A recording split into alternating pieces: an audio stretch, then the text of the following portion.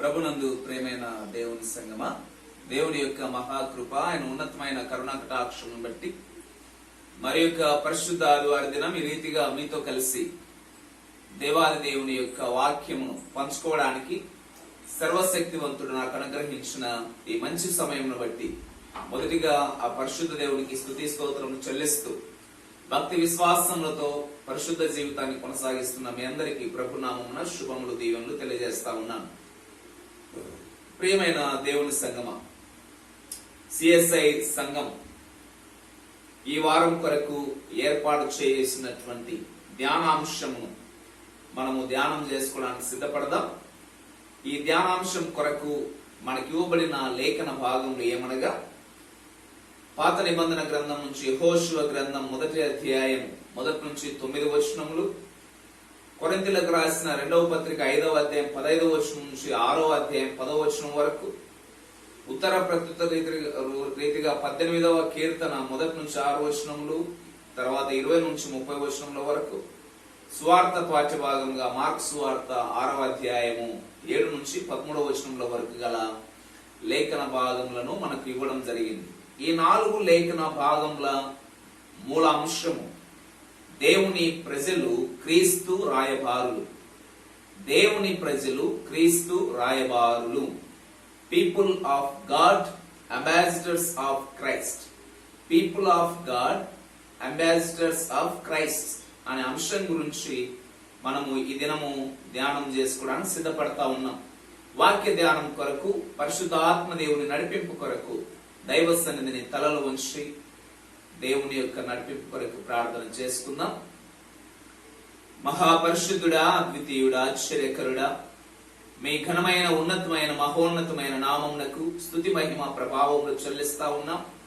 పరిశుద్ధాత్మదేవ, క్రీస్తు రాయబారులు అన్న అంశం గురించి మేము ధ్యానం చేసుకోవడానికి సిద్ధపడుతూ ఉంటుండగా, మీ బిడ్డలముగా, మీ ప్రతినిధులముగా మేము ఈ లోకంలో ఏ విధమైన బాధ్యతలు కలిగి జీవించాలి అనేది మాకు నేర్పించండి. నా తండ్రి, ప్రతి ఒక్క బిడ్డతో మీరు మాట్లాడండి. అల్పుడను అజ్ఞానినైన నన్ను మీ శిల్వచాట్ను మరుగుపరిచి పరిశుద్ధాత్మదేవ మీ అభిషేకం నుంచి నా ద్వారా నీ ప్రియ బిడ్డలతో మాట్లాడమని, నా నోటి మాటలు మా అందరి హృదయ ధ్యానములు మీ దృష్టికి అంగీకార యోగ్యములుగా చేయమని యేసయ్య అతి శ్రేష్టమైన నామమున ప్రార్థించి వేడుకొనుచున్నాము తండ్రి, ఆమేన్. ప్రభునందు ప్రియమైన దేవుని సంగమా, చదవబడిన 4 లేఖన భాగముల ధ్యానాంశము దేవుని ప్రజలు క్రీస్తు రాయబారులు, people of God, ambassadors of Christ అనే అంశం గురించి మనము ధ్యానం చేసుకోవడానికి సిద్ధపడతా ఉన్నాం. ముఖ్యంగా ఈ అంబాసిడర్ అనే మాటను మనము ఆలోచన చేస్తే దీనిని తెలుగులో రాయబారులు అంటున్నాము, లేదంటే ప్రతినిధులు. అంటే ఒక వ్యక్తి తరపున ఇతరులను పంపించడము, లేదా ఒక ప్రభుత్వం తరపున ఒక వ్యక్తిని ఏర్పాటు చేసి ఇతర దేశస్తులతో దేశానికి సంబంధించిన కార్యకలాపాల గురించి, రక్షణ వ్యవస్థ కావచ్చు, ఆర్థిక పరమైన వ్యవస్థలు కావచ్చు, అనేకమైన విదేశాంగ వ్యవహారాలకు సంబంధించిన వాటి విషయంలో కావచ్చు, అనగా ఒక ప్రభుత్వం తరపునైనా, రాజ్యం తరపునైనా, ఒక సంస్థ తరపునైనా, ఒక వ్యవస్థ తరపునైనా ఒక నమ్మకమైనటువంటి వ్యక్తిని పంపించి తద్వారా ఈ ప్రభుత్వం పని గాని, వ్యవస్థ పని గాని, కంపెనీ పని గాని నెరవేర్చడమే ఈ రాయబారి వ్యవస్థలో ఉన్నటువంటి ప్రధాన అంశం. ఈ అంబాసిడర్స్ అనే మాటను హీబ్రూలో మలక్ అంటారు. మలక్ అనగా మెసెంజర్. మెసెంజర్ అంటే దీని అర్థం ఏంటి? ఒక అంశాన్ని చేరవేసేవాడు, ఒక విషయాన్ని, ఒక న్యూస్ ను చేరవేసేవాడు మెసెంజర్. అంటే మలక్ అనే మాటకు ఈ మెసెంజర్, దీన్ని మనము దేవుని యొక్క పరిశుద్ధ గ్రంథ ఆలోచనలోనికి మనం వచ్చినప్పుడు దేవుని యొక్క విషయాలను మానవులకు తెలియజేసిన వాళ్ళను దూతలు అన్నారు, ఏంజల్స్ అన్నారు. వాళ్ళని మెసెంజర్, నా దూత అనగా. ప్రభునందు ప్రియమైన దేవుని సంగమా, ఈ రాయబారి వ్యవస్థ అనేది మనం లోకరీతిగా చూసుకున్నా, పరిశుద్ధ గ్రంథం పరంగా చూసుకున్నా చాలా బాధ్యతతో కూడినటువంటి పని. అంటే ఎవరికి మనము మనకు సంబంధించిన విషయాలన్నీ చెప్పగలుగుతాము అంటే ఒక నమ్మకమైన వ్యక్తి. ఆ నమ్మకమైన వ్యక్తి నా కార్యాలు నెరవేర్చగలుగుతాడు అన్న విశ్వాసము ఆ యజమానునికి కలిగినప్పుడు అతనికి ఒక అధికారం ఇచ్చి, అతడు నా ప్రతినిధి, అతనికి గౌరవ మర్యాదల్లో తేడా రాకూడదు, అతనికి ఏమి సమస్య జరిగినా నాకు సమస్య జరిగినట్లే అనేది. అంటే ఈ ప్రతినిధికి ఒక ధైర్యమునిచ్చి, ఒక అధికారంనిచ్చి, ఒక పవర్నిచ్చి, నా పని నీవు జరిగించు అని అతన్ని ఏర్పాటు చేస్తారు. సో ఈ మలక్ లేకపోతే మెసెంజర్ లేకపోతే అంబాసిడర్స్ అనే వారి గురించి మనం పరిశుద్ధ గ్రంథాన్ని ఆలోచన చేయగలిగితే, ప్రభునందు ప్రేమైన దేవుని సంగమా, ఈ ప్రతినిధులు మనము ప్రభుత్వాల పరంగా చూస్తే ప్రతి దేశంలో ఇతర దేశాలకు చెందినటువంటి ఎంబసీ అనేటివి ఉంటాయి. ఎంబసీ అంటే అర్థం ఏంటంటే విదేశీ వ్యవహారాల శాఖ లేకపోతే వ్యవహారాల కార్యాలయం. విదేశాలకు సంబంధించిన కార్యాలయాలన్నిటినీ అంటే కార్యకలాపాలన్నిటిని చూడడానికి ఒక ప్రత్యేకంగా ప్రభుత్వ ప్రతినిధిని ఇతర దేశంలో ఉంచి మన దేశం తరపున ఆ దేశాలతో డీలింగ్స్ జరిపేవాడిని. వీళ్ళు చాలా నమ్మకమైన వారుగా ఉండాలి. మనం పరిశుద్ధ గ్రంథపు వెలుగులో చూసినప్పుడు ఇక్కడ దేవుని ప్రజలు క్రీస్తు రాయబారులుగా ఉండాలి. అంటే దేవుని క్రీస్తు రాయబారులు అందరూ కాదు. ఎవరు రాయబారులుగా ఉండాలి అంటే దేవుని ప్రజలే. ఎవరు దేవుని ప్రజలు అనేది ఒక ప్రశ్న. ఎవరు దేవుని ప్రజలు అంటే వాక్యం ఏం చెప్తుంది? యోహాను సువార్త 1వ అధ్యాయము 12వ వచనాన్ని మనం గమనిస్తే, తన్ను ఎందరంగీకరించిరో వారికందరికి అనగా తన నామమునందు విశ్వాసం ఉంచిన వారికి దేవుని పిల్లలగుటకు ఆయన అధికారం అనుగ్రహించెను. పై భాగంలో 11వ వచనం మనం గమనించినప్పుడు యేసుక్రీస్తు ప్రభుల వారి పూర్వ ఉనికి గురించి మాట్లాడుతూ, ఆయన వాక్యమై ఉండెను, దేవుని యొద్ద ఉండెను, వెలుగై ఉండెను, మనుషుల దగ్గరికి వచ్చెను, తన స్వకీయుల దగ్గరికి వచ్చెను. స్వకీయులు అంటే వంశం ప్రకారం యూదా వంశంలో జన్మించడం వలన ఇశ్రాయేలు జనాంగం. ఆ స్వకీయుల దగ్గరికి వచ్చెను, అయితే వారు ఆయనను అంగీకరించలేదు. అయితే ఎవరైతే ఆయన నామమునందు విశ్వాసం ఉంచుతారో వారందరూ ఇశ్రాయేలీలే, దేవుని ప్రజలు కాదు, దేవుడు పంపినటువంటి ఆయన కుమారుడైన యేసయ్య నామమున విశ్వాసం ఉంచిన ప్రతి ఒక్కరికి దేవుని పిల్లలయ్యే అర్హత ఆయన ఇచ్చినాడు, అధికారం అనుగ్రహించినారు. వీరు ఎట్లా పుట్టినారు అంటే వీరు దేవుని వలన పుట్టిన వారే గాని, అంటే దేవుని ఉద్దేశం వలన, దేవుని చిత్తం వలన, దేవుని ఆలోచన ప్రకారం పుట్టిన వారు గాని శరీర ప్రకారం ఇశ్రాయేలు సంబంధం కావాల్సిన అవసరం లేదు అనేది దీని ఉద్దేశం. అనగా ఎవరు దేవుని ప్రజలు అనే దగ్గరికి మనం వచ్చినప్పుడు క్రీస్తు నామమున విశ్వాసం ఉంచిన ప్రతి ఒక్కరూ దేవుని ప్రజలు. అంటే విశ్వసింపని వాడు దేవుని ప్రజలు కాదు. విశ్వాసం లేకుండా దేవునికి ఇష్టలై ఉండుట అసాధ్యము అన్న మాటలో ఉన్న భావన ఏంటి అంటే, ఎవడైతే ముందు ఆ యజమానుని నమ్ముతాడో, నమ్మినప్పుడు అతనికి నమ్మకంగా పనిచేస్తాడు. యజమానికి నమ్మకంగా లేనప్పుడు వాని పని తనములో ఖచ్చితంగా వ్యత్యాసము కనపడుతుంది. యథార్థముగా వాడు పని చేయలేడు, వాని పని తేలిపోతుంది. అందుకే దేవుని ప్రజలే క్రీస్తుకు రాయబారులుగా ఉండాలి. దేవుని ఎరగని వారు క్రీస్తుకు రాయబారులుగా ఉండాలి అంటే, లేకపోతే దేవుని సేవలో కొనసాగాలి అంటే అది అసాధ్యము. ఎందుకంటే వాక్యం ఏం చెప్తుంది? ప్రభు దయాళుడని రుచి చూచి తెలుసుకునుడి. ముందు నేను దేవుని సేవకి రావాలనుకున్న నాకే, దేవుని పని చేయాలనుకున్న నాకే దేవుని గురించి, ఆయన రక్షణ కార్యం గురించి సరైన అవగాహన లేకపోతే నేను ఇతరులకి ఏం చెప్పగలను? సింపుల్ గా మనం ఆలోచన చేస్తే లోకపరంగా ఏదైనా ఒక వస్తువును ప్రమోట్ చేయాలన్నా, ఒక ఆహార పదార్థాన్ని ప్రమోట్ చేయాలన్నా ముందు దాని విలువ ఏంటో, దాంట్లో ఉన్నటువంటి స్పెసిఫికేషన్స్ ఏంటో, ప్రత్యేకతలు ఏంటో ముందు మనం అనుభవించాలి. వాటిని అనుభవించకుండా నేను ఊరికే చెప్పినానంటే దానిని కరెక్ట్ గా న్యాయము చేయలేము. అందుకే దేవుని ప్రజలుగా క్రీస్తునందు విశ్వాసం ఉంచిన వారే క్రీస్తుకు రాయబారులుగా మారగలుగుతారు.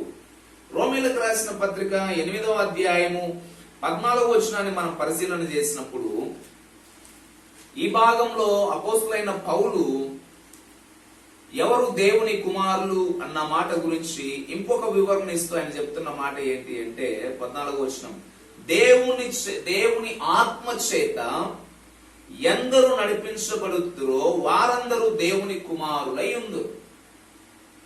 సో యేసుక్రీస్తునందు విశ్వాసం ఉంచిన వాడు దేవుని పిల్లలు.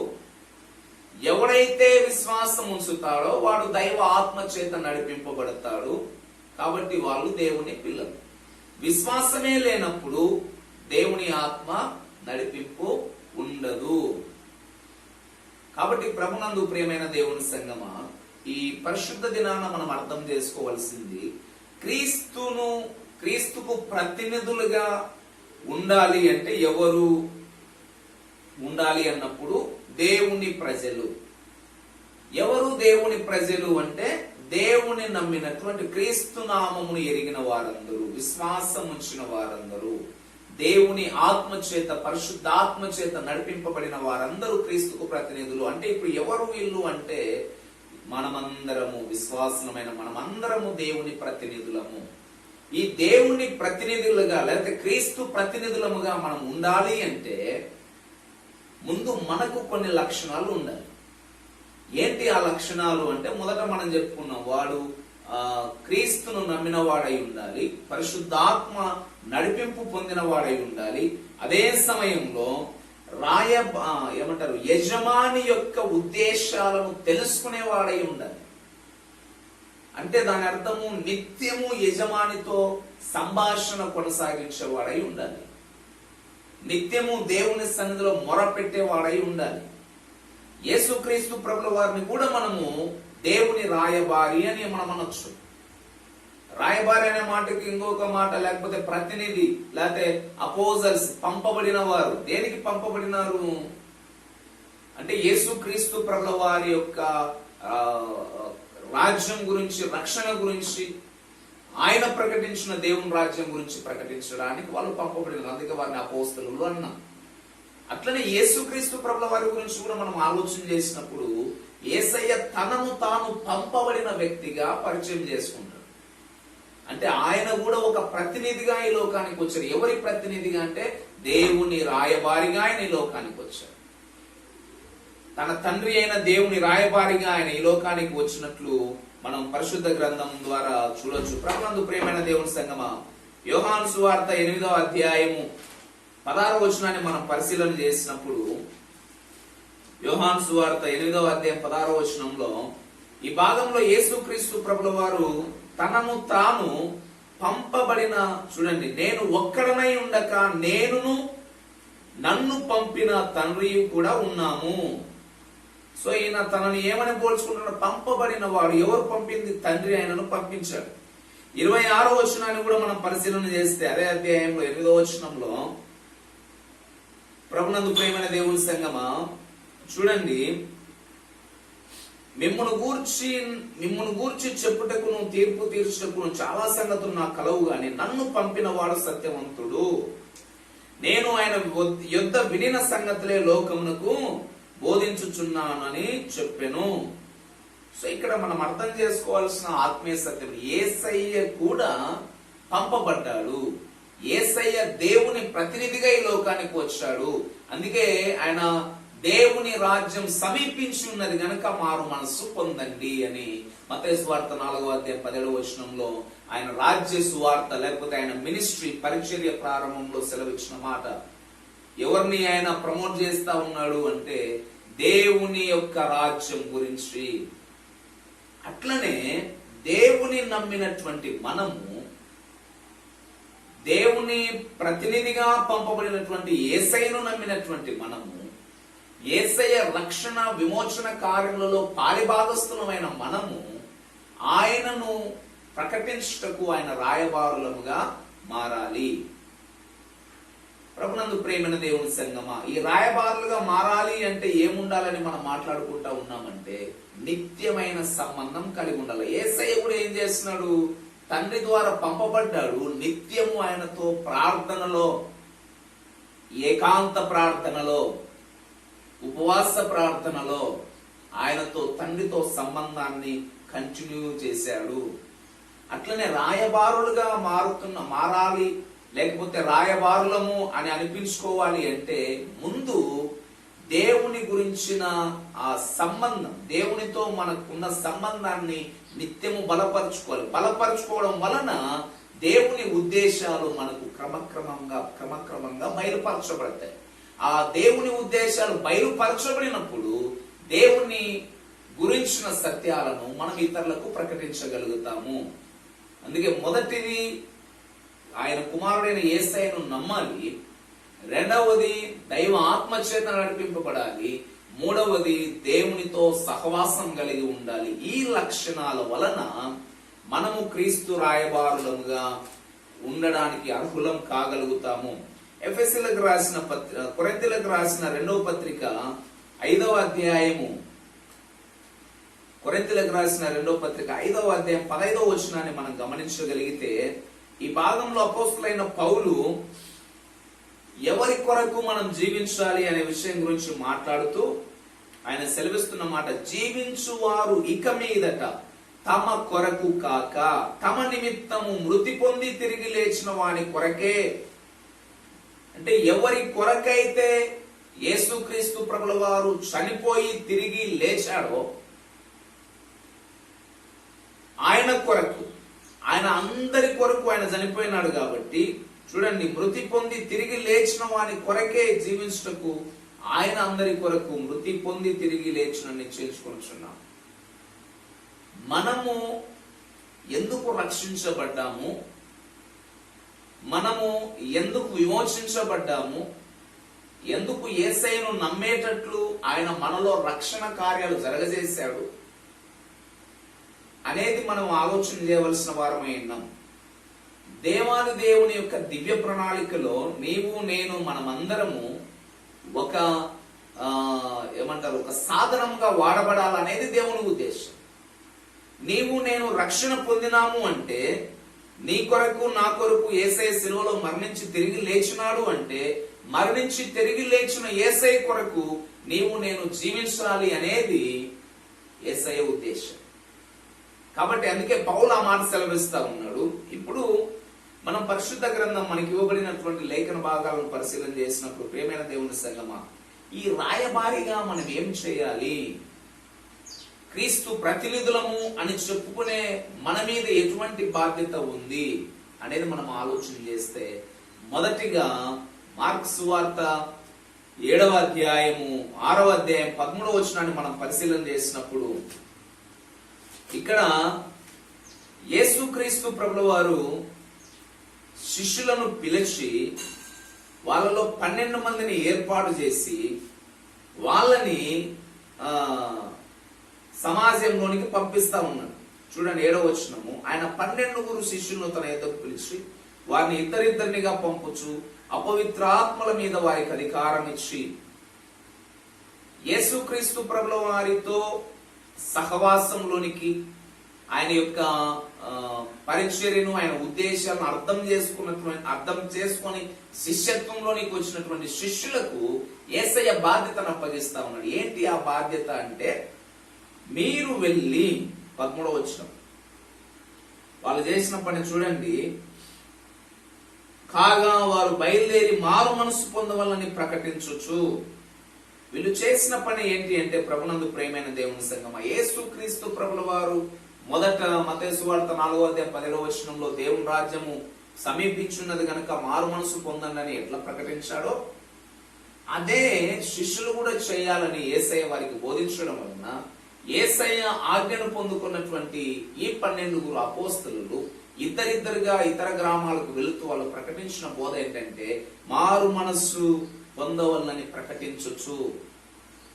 ఆ మెయిన్ వాళ్ళ ప్రొక్లమనేషన్ అంటే వారు ప్రొక్లైమ్ చేసింది, ప్రకటించింది, వాళ్ళు ప్రీచ్ చేసింది ఏంటి అంటే రిపెంటెన్స్ గురించి, పశ్చాత్తాపం, మారు మనసు గురించి వాళ్ళు ప్రకటించిన. మీ మనస్సును మారండి, దేవుని రాజ్యం సమీపించింది, ఇంతవరకు మీరు అనుకున్నటువంటి వాటి నుంచి మీరు మనసు తిప్పుకొని ఏవైతే మీరు లోకాన్ని అనుసరించారో, సృష్టికర్త బదులు సృష్టిని పూజించారో, వ్యర్థమైన వాటిని అనుసరించారో, ఆత్మను అనుసరించక శరీర క్రియలను అనుసరించి జీవించారో, వాటన్నిటి నుంచి నీ మనస్సు టర్న్ చేసుకొని ఆయనను విశ్వసించండి, ఆయన కుమారుని విశ్వసించండి అని వాళ్ళు ప్రకటించడం మొదలు పెట్టినారు. అయితే ఈ ప్రకటించడానికి వెళ్ళడానికి శక్తినిచ్చేది కూడా యేసయ్యనే. హల్లెలూయా. రాయబారులుగా మనల్ని ఏర్పాటు చేయాలని ఆశపడిన యేసయ్య ఆ రాయబారిగా పనిచేయడానికి ధైర్యమును, శక్తిని, ప్రభావమునిచ్చేది ఆయనే. చూడండి, మనకు 7వ వచనంలోనే కనపడుతుంది, వారిని ఇద్దరిద్దరినిగా పంపుచు అపవిత్రాత్మల మీద వారికి అధికారం ఇచ్చి సైతాను కలగజేసి ఆటంకాలను ఎదిరించడానికి వారిని ధైర్యవంతులను చేసి. ఇప్పుడు మళ్ళీ మనము లోకరీతిగా వచ్చినప్పుడు మన భారతదేశ ప్రతినిధి ఒకవేళ అమెరికాలో ఉన్నాడు అనుకోండి, అమెరికాకు పంపించాలనుకోండి, అప్పుడు మన భారతదేశం తరపున అతనికి కావలసిన సంపూర్ణమైన అధికారం నుంచి అతన్ని ఆ దేశంలో ఒక ఉన్నతమైన స్థితిలోనే ఉంచుతారు. కాబట్టి ప్రభునందు ప్రియమైన దేవుని సంగమా, మనం అర్థం చేసుకోవాల్సిన ఆత్మీయ సత్యం, పంపడానికి ఎవరైతే మనల్ని పంపిస్తా ఉన్నారో వాళ్ళే మనల్ని శక్తివంతులుగా చేస్తారు. ఎవరైతే మనల్ని రాయబారులుగా ఉంచుతా ఉన్నారో, యేసయ్య చేతిలో పనివారుగా మనల్ని వాడాలనుకుంటా ఉన్నారో ఆయనే మనకి ఆత్మశక్తిని ఇస్తాడు. మనం కేవలం నిమిత్త మాత్రులమే, మన చేత ఏమి కాదు. అందుకే ఈ రాయబారి వ్యవస్థలో మన మీద ఉన్న బాధ్యత ఏంటి అంటే, మొదటిగా మారు మనస్సు ప్రకటించడము.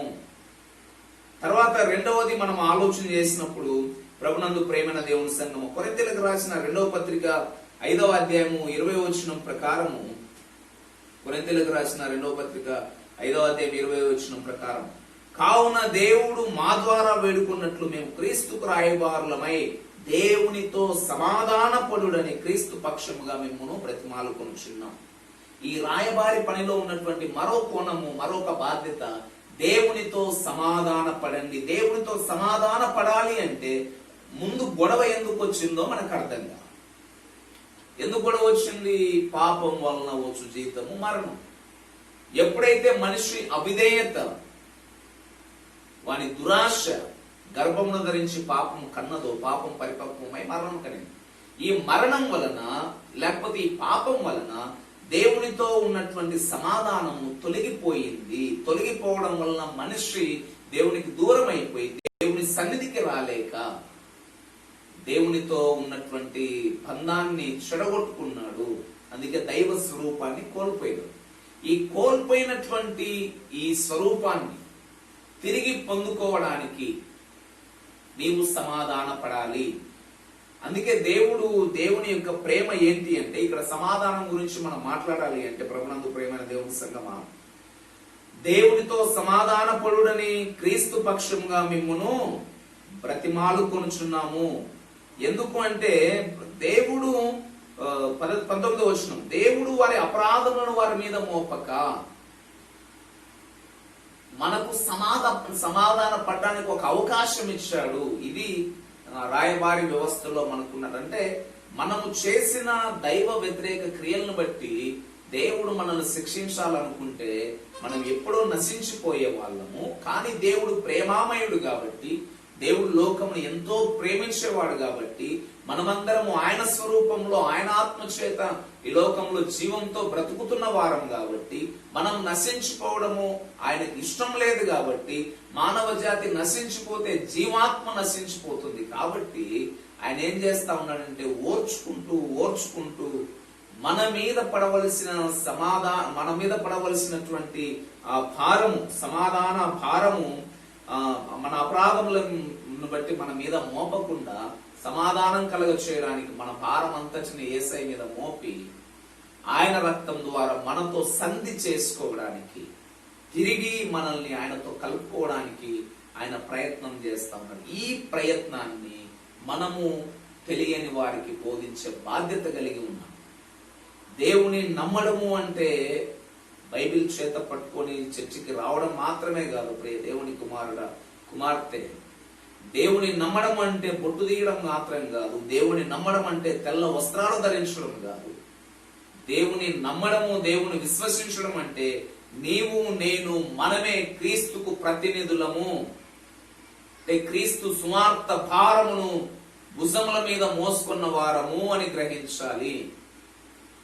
నీవు పొందిన రక్షణ, నీవు అనుభవిస్తున్నటువంటి విమోచన, నీవు అనుభవిస్తున్న సమాధానం, ఆ సమాధానమును ఇతరులకు నువ్వు తెలియచేసి దేవునితో సమాధాన పడేటట్లు నీవు వారిని దేవుని దగ్గరికి తీసుకుని రావాలి. ఇది రాయబారిగా దేవుడు నీ మీద పెడుతున్న బాధ్యత. రాయబారిగా మన బాధ్యతలు ఏంటివి అని మనం ఆలోచన చేస్తున్నప్పుడు, ఒకటి మారు మనస్సు ప్రకటన గురించి మనము ప్రజలకు తెలియచేయాలి. రెండవది దేవునితో సమాధాన పడండి అని వేడుకునే బాధ్యత మన మీద ఉంది. మూడవది దేవుని యొక్క వాగ్దాన దేశంలోనికి ప్రవేశించే బాధ్యత, ప్రవేశించడానికి ప్రజలను ప్రేరేపించే బాధ్యత, ప్రజలను నడిపించే బాధ్యత కలిగి ఉన్నాం. యెహోషువ గ్రంథం 1వ అధ్యాయము 1 నుంచి రాయబడినటువంటి లేఖన భాగాన్ని మనం పరిశీలన చేసినప్పుడు, యెహోషువ గ్రంథం 1వ అధ్యాయము 1 నుంచి 5వ వచనంలో వరకు రాయబడిన లేఖన ప్రకారం, 10వ వచనం వరకు 9వ వచనం వరకు రాయబడిన లేఖన ప్రకారం దేవాది దేవుడు మోషేను ఇశ్రాయేలీలకు ఒక విమోచకునిగా పంపించినాడు. మోషే ద్వారా దేవుడు ఇశ్రాయేల్ జనాంగాన్ని బయటికి తీసుకుని వచ్చినాడు. దేవుని కృపను బట్టి, దేవుని అద్భుత కార్యాలను బట్టి, దేవుని మీద మోషే నమ్మకం ఉంచడం బట్టి దేవుడు మోషే ద్వారా అనేక అద్భుత కార్యాలు చేసి ఫరోను వారి సైన్యాన్ని ఎర్ర సముద్రంలో ముంచివేసి యెరికోను జయించి, ఈ రీతిగా అనేక అద్భుత కార్యాలు యోర్దాను నదిని దాటించి వాళ్ళను బయటికి తీసుకొని వచ్చినాడు. బయటికి తీసుకుని వచ్చిన తర్వాత మోషే చనిపోవడం జరుగుతుంది. మోషే చనిపోయిన తర్వాత అప్పటికి ఇంకా వాళ్ళు పూర్తిగా పాలస్తీనా దేశాన్ని, దేవుడు వాగ్దానం చేసిన దేశాన్ని వాళ్ళు పొందుకోలేదు. అంటే ఇక్కడ నాయకత్వ మార్పు మనకు కనపడతా ఉంది. దేవుని ప్రజలను నడిపించడం, వాగ్దాన దేశంలోనికి నడిపించడము అనేది ఒక కంటిన్యూయస్ ప్రాసెస్ అన్నమాట. మధ్యలో నాతోనే ఆగిపోతాది అనుకోవడానికి లేదు. నాతోనే ఆగిపోతుంది, నేను తప్ప వేరే వారు ఎవరు లేరు అనుకోవడానికి లేదు. దేవుడు తన సేవకులను ప్రేరేపించి, తనకిష్టమైన వారిని లేవనెత్తి, తనకు లోబడే వారిని, తన గురించిన జ్ఞానం కలిగిన వారిని లేవనెత్తి వాళ్ళని బలపరచి వారి ద్వారా అద్భుత కార్యాలు చేస్తారు. ఆ అద్భుత కార్యాలు దేని కొరకు అంటే వాగ్దాన దేశంలో ప్రవేశించబడేటట్లు. ప్రేమైన దేవుని సంగమా, యెహోషువ మోషే దగ్గర ఒక పరిచారకుడిగా ఉన్నాడు.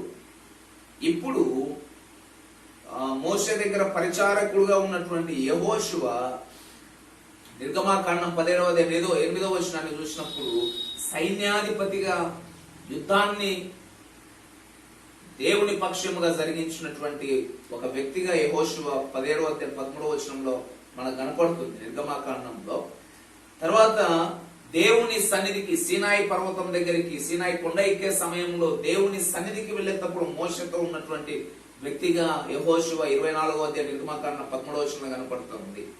సీనాయి కొండ దిగి వచ్చేటప్పుడు ప్రజలు పాపంలో పడి ఒక విగ్రహాన్ని చేసుకుని, దూడను చేసుకుని దానికి మొక్కే సమయంలో మోషే సీనాయి పర్వతం నుంచి దిగి వస్తున్న సందర్భంలో మోషేతో యెహోషువ ఉన్నట్లు మనకు 32వ అధ్యాయం 10వ వచనంలో కనపడుతుంది. తర్వాత దేవుని గుడారంలో, ప్రత్యక్ష గుడారంలో యెహోషువ 33వ అధ్యాయం 11వ వచనం నిర్గమాకాండంలో ఉన్నట్లు మనకు కనపడుతుంది. ఎందుకు ఇవన్నీ మనం ఆలోచన చేస్తా ఉన్నామంటే, యెహోషువ అప్పుడప్పుడు తయారైన నాయకుడు కాదు. మోషే యొక్క నాయకత్వంలో ఈయన ఒక మినిస్టర్గా, ఒక పరిచారకుడిగా మోషే దగ్గర ఉండి దేవుని పక్షముగా యుద్ధము జరిగించిన వాడు, దేవుని యొక్క కార్యములను మోషే ద్వారా దగ్గరుండి చూసినటువంటి వ్యక్తి, అనేక అద్భుత కార్యాలు చూసిన వ్యక్తి. ఈ వ్యక్తిని దేవుడు కూడా కోరుకొని మోషేతో ఏం సెలవిస్తా ఉన్నాడంటే, నీవు నా దగ్గరికి వచ్చే సమయం ఆసన్నమైంది, నువ్వు ఈ లోకంలో నీ శ్వాస, నీ శరీరాన్ని వదిలే సమయం ఆసన్నమైంది, నీ ప్రాణం వదిలే ఆ సమయం ఆసన్నమైంది. కాబట్టి నూను కుమారుడైన యెహోషువను నీవు ఆశీర్వదించు, ఎందుకంటే ఆయన దైవాత్మ కలిగినటువంటి వాడు అని సెలవిస్తారు. ప్రభునందు ప్రేమైన దేవుని సంగమా, మనం అర్థం చేసుకోగలిగితే దేవాది దేవుడు మోషే తర్వాత నాయకుడిని ఆల్రెడీ ఏర్పాటు చేసుకున్నాడు. ఏర్పాటు చేసుకోవడం వలన దేవుడు యెహోషువతో మోషే తర్వాత మాట్లాడుతున్నటువంటి మాటలు ఏంటి అంటే, చూడండి మొదటి వచనం, నా సేవకుడైన మోషే మృతి పొందిన కాబట్టి నీవు లేచి నీవును ఈ జనులందరూ యోర్దాను నది దాటి నేను ఇశ్రాయేలుకి ఇచ్చుచున్న దేశంలోకి వెళ్ళుడి. సో యోర్దానికి యువతలనే జరిగినటువంటి ఈ ఇబ్బందికరమైన పరిస్థితులలో యెహోషువ మీద ఉన్నటువంటి భారం ఏంటి అంటే, యోర్దాను నదిని దాటించి ఆవల ఉన్నటువంటి రాజ్యాన్ని, నాయకులను జయిస్తూ అక్కడ ఉన్నటువంటి ప్రాంతాన్ని వీళ్ళు ఆక్రమించుకోవాలి. చాలా మనం అనుకున్నంత చిన్న విషయం కాదు. గొప్ప గొప్ప రాజులు ఉన్నారు, యుద్ధాలలో ఆరితేరిన వారు ఉన్నారు. వీటన్నిటినీ ఒకసారి ఊహించుకుంటే చాలా భయంతో కూడిన పని. ఇంకొక విషయము, ఈ మోషే జీవించినంత కాలం ఇశ్రాయేలు జనాంగం మోషేను ఎడారి ప్రాంతంలో ఎంతవరకు శోధించారు, ఎన్ని ఆటంకాలు సంభవించాయి, నాయకత్వం మీద ఎంత వ్యతిరేకత చెలరేగింది, ఇవన్నీ యెహోషువ దగ్గరను చూశారు. సో ఇప్పుడు ఈ యెహోషువ ఈ బాధ్యతను తీసుకోవాలి అంటే ఆయనకు ఒక ధైర్యం కావాలి. ఆ విశ్వాస జనాంగాన్ని వాగ్దాన దేశంలోనికి నడిపించడానికి ధైర్యం కావాలి. ఈ ధైర్యం ఎవరు ఇస్తా ఉన్నారు అంటే దేవుడే ఇస్తా ఉన్నాడు. చూడండి ప్రభునందు ప్రేమ దేవుని సంగమా, 5వ వచనం, నీవు బ్రతుకు దినములన్నిటిను ఏ మనుష్యుడు నీ ఎదుట నిలవలేక ఉండును, నేను మోషేకు తోడై ఉండినట్లు నీకును తోడై ఉంటాను. నువ్వు భయపడాల్సిన అవసరం లేదు. అంటే ఇక్కడ ఎందుకు మోషేకు తోడై ఉన్నట్లు అంటే, మోషేకు దేవుడు ఎట్లా తోడై ఉండి అద్భుతాలు చేశాడు అనేది యెహోషువ కన్నులారా చూశాడు కాబట్టి, ఈయనకు విశ్వాసం ఉంది కాబట్టి, ఈయన వాటిని అనుభవించిన వాడు కాబట్టి, అనుభవించిన ఈయనకు మోషేకు తోడై ఉన్నటువంటి దేవుడు నాకు తోడై ఉంటే నేను వేటినైనా జయించగలనన్న ధైర్యము యెహోషువకు వచ్చింది. ఇక్కడ అర్థం చేసుకోవాల్సిన ఆత్మీయ సత్యాలు ఏంటివంటే, ప్రభునందు ప్రేమైన దేవుని సంగమా, రాయబారులు లేకపోతే దేవుని ప్రతినిధులు దేని కొరకు అంటే, ఒకటి జనాలను తప్పుడు మార్గంలో నుంచి మారు మనస్సు అనుభవంలోనికి రప్పించడం, దేవునితో పోగొట్టుకున్నటువంటి సంబంధాన్ని, బాంధవ్యాన్ని తిరిగి పెంపొందించుకోవడానికి ఆయనతో సమాధాన పడడం, మూడవది దేవుని రాజ్యం వాగ్దాన దేశంలోనికి మనము ప్రవేశించలాగన మనము ఆయన చేతిలో ప్రతినిధులుగా వాడబడాలి. ఈ పరిశుద్ధ సమయంలో మనం అర్థం చేసుకోవాల్సింది ప్రభునందు ప్రేమైన దేవుని సంగమా, ఈ పరిచర్యలో, ఈ రాయబారి పరిచర్యలో, అంబాసిడర్స్ మినిస్ట్రీలో అనేక శోధనలు, అపజయాలు, కష్టాలు, బాధలు కూడా ఉన్నవి. వీటిని మనం అర్థం చేసుకోవాలి. యెహోషువకు కేవలం నాయకత్వమే రాలేదు. నాయకత్వం అంటే ఎప్పుడు ఇంకా అందరి చేత జేజేలు కొట్టించుకోవడమే కాదు, జనాలను పాలించాలి, పరిపాలించాలి, వాళ్ళ అవసరతలు తీర్చాలి, వాళ్ళకు కావలసిన సమస్తాన్ని సమకూర్చాలి. అన్నిటికన్నా ముందు వాళ్ళను పాలు తేనెలు ప్రవహించే దేశానికి నడిపించాలి.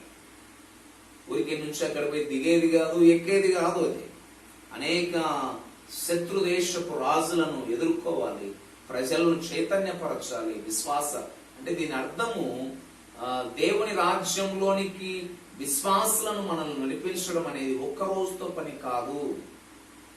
నిత్యము దేవుని సన్నిధిలో మొరపెడుతూ ప్రార్థనతో దేవునితో సాంగత్యంతో మనం ఉండగలిగితేనే జరుగుతుంది. అందుకే చూడండి, ప్రభునందు ప్రేమైన దేవుని సంఘం 7వ వచనము, అయితే నీవు నిబ్బరం కలిగి జాగ్రత్త పడి బహుధైర్యంగా ఉండి నా సేవకుడైన మోషే నీకు ఆజ్ఞాపించిన ధర్మశాస్త్రమంతా చొప్పున చేయవలెను. నీవు నడుచు ప్రతి మార్గమున చక్కగా ప్రవర్తించినట్లు నీవు దాని నుండి కుడికి గాని ఎడమకు గాని తొలగిపోకూడదు. ఈ ధర్మశాస్త్ర గ్రంథమును నీవు బోధింపక తప్పిపోకూడదు. నీవు దానిలో వ్రాయబడిన వాటన్నిటి ప్రకారము చేయుటకు నీవు జాగ్రత్త పడునట్లు దివారాత్రం దాన్ని ధ్యానించున్నడలా నీ మార్గమును వర్ధిలింపజేసుకుని చక్కగా ప్రవర్తించు. లేకపోతే దీని అర్థం అదే, సింపుల్.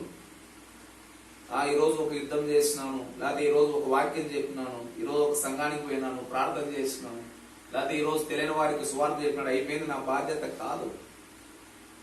నిత్యము దేవుని సన్నిధిలో ఉంటూ దేవుని సన్నిధిలో మొరపెడుతూ సంఘంలో వచ్చే శోధనలు, సైతాను గర్జించు సింహం వలె ఎవరిని మృంగదనాన్ని నాశనం చేయడానికి ప్రయత్నం చేస్తూ అబద్ధ బోధల చేత, సంఘంలో సమస్యల చేత సంఘాన్ని చిన్నాభిన్నం చేయడానికి ప్రయత్నం చేస్తున్న ఈ కుటిల ప్రయత్నాలను ఎదుర్కొంటూ దేవుని ఆత్మశక్తి కలిగిన వారమై, దైవ జ్ఞానము కలిగిన వారమై దేవుని సేవలో రాయబారులుగా కొనసాగాలి.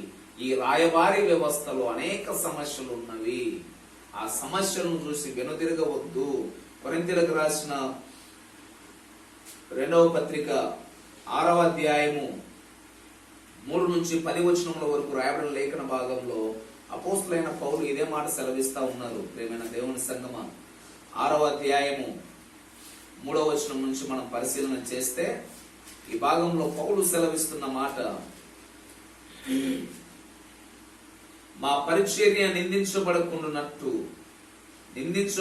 నిమిత్తము ఏ విషయంలోనైనాను అభ్యంతరం ఏమీ కలగచేయక శ్రమలయందును, ఇబ్బందులయందును, ఇరుకలయందును, దెబ్బలయందును, చెరసాలలోను, అల్లరులలోను, ప్రయాసములలోను, జాగారములలోను, ఉపవాసములలోను, కిందికి మనం చెప్పుకుంటూ వస్తే అన్ని విషయాలలో 8వ వచనం, ఘనతల వలనను సుకీర్తి దుష్కీర్తుల వలనను దేవుని పరిచారకులమై ఉండి అన్ని స్థితులలో మమ్మును మేమే మెప్పించుకొనుచున్నాము. ఒకవైపు దేవుని సేవలో గౌరవం ఉంది, అదే సమయంలో అవమానాలు ఉన్నాయి, నిందలు ఉన్నాయి. ఒకవైపు సమృద్ధి ఉంది, ఇంకొక వైపు కొరత ఉంది. ఒకవైపు కడుపు నిండిన పరిస్థితులు ఉన్నాయి, ఒకవైపు ఆకలి తప్పులు ఉన్నాయి. ఇవన్నీ నాణానికి బొమ్మ బొరుసు అటు ఇటు ఎట్లా ఉంటాయో దేవుని సేవలో ఈ సమస్యలు ఉన్నవి. అయితే వీటన్నిటిని ఎదుర్కోవడానికే నీవు విశ్వసించిన వాడివై ఉండాలి. అందుకే అందరూ దేవుని పరిచారకులు కాదు, దేవుని ప్రజలే దేవుని పరిచారకులు.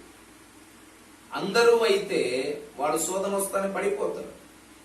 అందుకే మత్తయి సువార్త 7వ అధ్యాయంలో యేసుక్రీస్తు ప్రభుల వారు సెలవిచ్చినట్లు, ఆయన సెలవిచ్చిన మాట మనం వింటాం కదా, ఎవడు ఆయన మాటలు విని వాటిని అనుసరిస్తాడో వాడు బండ మీద పునాది వేసుకున్న బుద్ధిమంతుని పోలిన వాడై ఉంటాడు. వరదలు వచ్చినా, గాలి తుఫాన్లు వచ్చినా వాటిని ఏమీ చేయదు.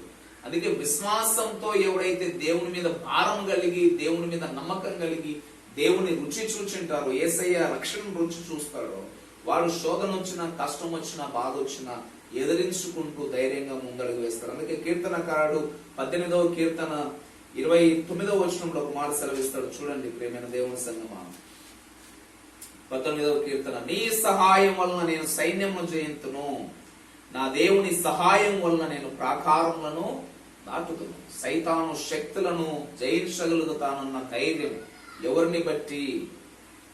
యుద్ధము యెహోవాదే, దేవుడు మా పక్షంలో ఉండగా మాకు విరోధి ఎవడు? ఎందుకంటే నన్ను పిలిచిన వాడు నమ్మదగిన వాడు, ఆయన నన్ను విడువడు, ఎడబాయడు. ఈ పరిశుద్ధ దినాన ప్రియమైన దేవుని కుమారుడ కుమార్తె యేసు క్రీస్తును నమ్మి క్రైస్తవునిగా, క్రైస్తవరాలుగా జీవిస్తున్న నీవు కేవలము క్రైస్తవుడు అని పిలిపించుకుంటే సరిపోదు. క్రీస్తు రాయబారిగా నీవు ఉండాలని ఆయన ఆశపడతా ఉన్నాడు. క్రీస్తును ప్రకటించే బిడ్డగా నువ్వు ఉండాలని ఆయన ఆశపడతా ఉన్నాడు. ముఖ్యంగా ఈ కరోనా క్రైసిస్ లో, ఈ విపత్కర పరిస్థితులలో దేవుని గురించిన విశ్వాసము సన్నగిల్లే పరిస్థితులు అనేక మంది ఉన్నారు. విశ్వాసులు సైతము వ్యర్థమైన వాటిని అనుసరిస్తూ తప్పు మార్గంలోనికి తిరిగిపోతున్న పరిస్థితులలో ఉన్నారు. ఇటువంటి పరిస్థితులలో క్రీస్తును ఎరిగిన నీవు, క్రీస్తుని రుచి చూచి తెలుసుకున్న నీవు క్రీస్తు చేతిలో రాయబారిగా మారి ఆయన ప్రతినిధిగా ఆయన బాధ్యతను నెరవేరుస్తూ ఆయన రాజ్యమును ప్రకటిస్తూ మారు మనస్సును ప్రకటిస్తూ ఆయనతో సమాధానం పొందుడని ప్రకటించే బిడ్డగా నీవు ఉండాలి. దానిలో శోధన వచ్చినా, కన్నీరు వచ్చినా, కష్టం వచ్చినా, బాధ కలిగినా నేను యెహోవా వలన సైన్యములను జయించెదను, శోధనను జయించెదను, శోధన నుంచి తప్పించువాడు నా దేవుడే అన్న విశ్వాసంతో ముందడుగు వేయాలి అనేది దేవుని చిత్తము.